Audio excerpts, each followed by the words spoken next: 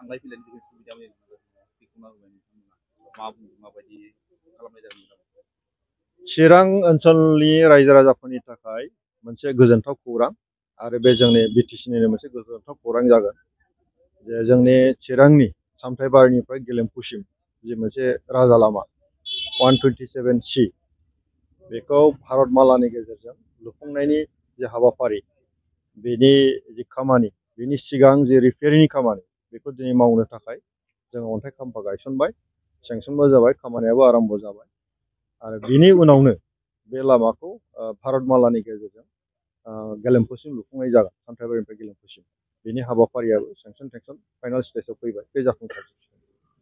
बे लामानि गेजेरजों जोंनि ओनसोलाव थांलाय फैलायनि जि उसुबिदा बेयो जोबसिगोन आरो बेयो मोनसे नेसनेल इन्टारनेसनेल लामा जिहेतु भुटानजों जोंहा सोमोन्दो दङ बेवहाय जोंनि रांखान्थि जौगानायनि थाखाय जथेस्थ' जोङो खाबु दङ आरो मोनसे गोनां बाथ्राया जाबाय मा गेलेमफुआव मोनसे मेगा सिटि जानो थांगासिनो दङ, माइन्डफुल सिटि जायखौ बुंदों बेयो इन्टारनेसनेल मोनसे बिजनेस सेन्टार जागोन बेवहाय जिहेतु जोंहा एडजासेन्ट चिराङा भुटानजों सोमोन्दो एडजासेन्ट दङ बेवहाय खामानि मावनाय जथेस्थ' जोंहा खाबु दङ आरो गोजोनथाव बाथ्रा बेबोबाव जे आरोबाव रेल लामाबो जानो थांगासिनो दङ जे बेवहाय गुवाहाटीनिफ्राय डाइरेक्ट गेलेमफुसिम मोनसे ट्रेनबो सोलिगोन आरो क'क्राझारनिफ्राय गेलेमफुसिम जि रेल लामा बेनि सार्भे कमप्लिट जाजोब्बाय, बेबो जानो थांगासिनो दङ। फारफ्रोमबो बिथिंथिं जे रेल आरो रड बेनि जि मोनसे कानेक्टिभिटि बे बिराद मोजाङै सोलिबाय आरो बे जाफुंसारसिगोन आरो बे जाफुंनाय लोगो लोगोनो एन्टायार जोंनि बे रुनिकाटा ओनसोल, दादगारि ओनसोल बेयो मोनसे जौगासार मोनसे ओनसोल हिसाबै बियो नुजानो थांगासिनो दङ। चिरां जिल्ला हिसाबै बेफोरखौ नायोबा मोनसे डेभेलपमेन्ट हिसाबै आरो बेफोरखौ लानानै ओनसोलनि जिखिनि लाइमोनफ्रा माबायदि खामानि मावदों?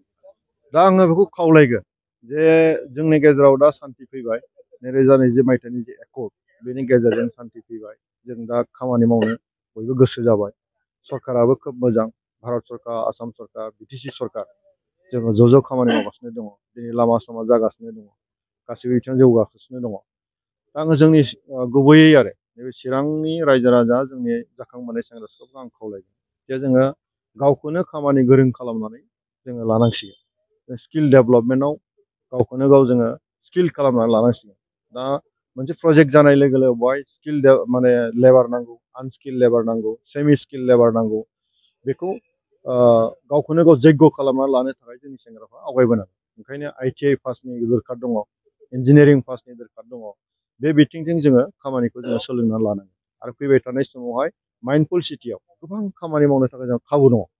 बेनि थाखायनो आङो जोंनि चिरांनि सेंग्रा सिख्लाफोरखौ आं खावलायगोन जे दस्रा गोनो गोथो जेबो जानो नाङा, गोसोखौ जों फ्रास्ट्रेसनबो जानो नाङा।